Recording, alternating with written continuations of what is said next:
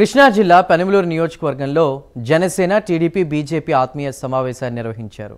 ఈ సమావేశంలో పెనమలూరు నియోజకవర్గ అభ్యర్థి బోడే ప్రసాద్, నూజివీడు ఉమ్మడి అభ్యర్థి కొలుసు పార్థసారథి పాల్గొన్నారు। అభివృద్ధి సంక్షేమం రెండు కళ్ళు లాంటివని, అలాంటిది రాష్ట్ర అభివృద్ధిని వైసీపీ ప్రభుత్వం గాలికి వదిలేసిందని కొలుసు పార్థసారథి అన్నారు। టీడీపీ అధినేత చంద్రబాబుతోనే రాష్ట్ర అభివృద్ధి సాధ్యమన్నారు।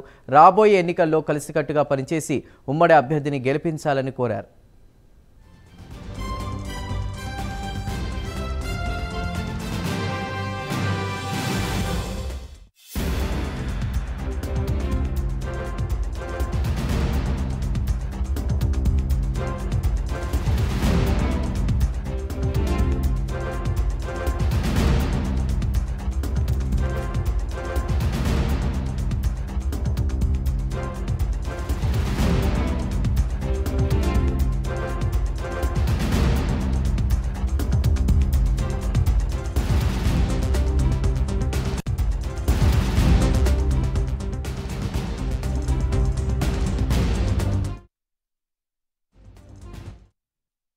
ఎన్నో ఒడిదుడుకులు చూసినా కూడా రాజకీయంలో వాళ్ళందరూ నా వెంటే ఉన్నారు।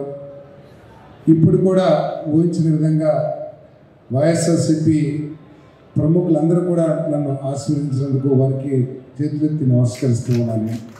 ఒకటే ఒక విషయం ఆలోచించేయండి, ఇక్కడంతా కూడా రైతాంగమే। ఈ రాష్ట్రంలో ఒక్క బస్తా కూడా ఎవరు కొనకూడదు, ప్రతి గింజ మేమే కొంటాము।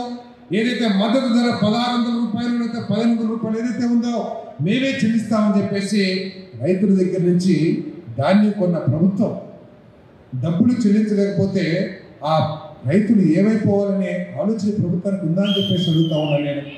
డబ్బులు రావట్లేదు అని చెప్తే నేను అక్కడి నుంచే డిఎం సివిల్ సప్లైస్ ఏలూరు జిల్లాకి ఫోన్ చేశాను। ఒక మహిళా అధికారి ఆమె సమాధానం వింటే నిజంగా ఎదురుగుండా ఉంటే నేను సమయంలో కోల్పోయేవాడేమో అని కూడా అనిపించింది నాకు।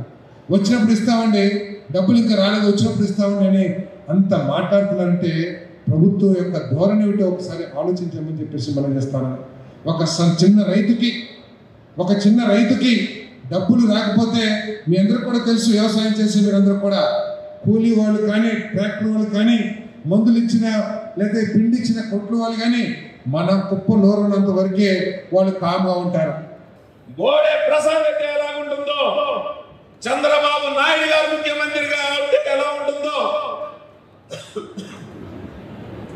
జగన్మోహన్ రెడ్డి ఈ 5 సంవత్సరాలు చేసిన అరాచకాలు ఏ విధంగా ఉన్నాయో ప్రతి కుటుంబానికి తెలియచేసి, ఇందాక రాజేంద్ర ప్రసాద్ గారు ఏదైతే సూపర్ 6 పథకాల గురించి చెప్పారో అవన్నీ కూడా ప్రతి కుటుంబానికి తెలియచేసి మనం ఈ నియోజకవర్గంలో భారీ మెజార్టీతో ఇక్కడ గెలిచి, నేను సారథి గారికే కాదు ఇక్కడ ఉన్న సామాన్య కార్యకర్తలు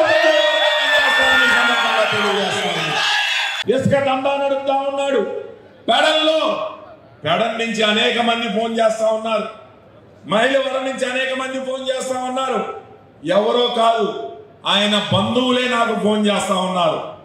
ఆయన చేసిన అరాచకాలు వీడియోలు ఫోటోలు మీకు ఇస్తాను, ఎంత నాశనం చేశాడో మా నియోజకవర్గం।